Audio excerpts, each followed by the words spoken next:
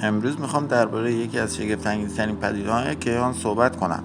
بارش الماس. شاید فکر کنید این فقط یک داستان علمی تخیلیه، اما واقعیت اینه که دانشمندان معتقدند در بعضی از سیارات مثل زحل و مشتری واقعا باران الماس میبارد. ماجرا از اینجا شروع میشه که جو این سیارات پر از گاز متان هستن. وقتی متان در فشار و دمای بالا قرار میگیره، مولکولاش شکسته میشن و کربن آزاد میشه. این کربن در مسیر سقوط به پایین به شکل گرافیت در میاد و بعد تحت فشار شدید تبدیل به الماس میشه. تصور کنید در آسمان زحل ذرات کربن مثل برف شروع به باریدن میکنن و در نهایت به کریستال‌های درخشان الماس تبدیل میشن. اما این الماس ها هیچ وقت به دست ما نمیرسه، چون شرایط این سیاره بسیار خطرناک، غیر قابل سکونته. فشار جو، طوفان‌های عظیم و دمای شدید باعث میشه هیچ فضاپیمایی نتونه به راحتی فرود بیاد.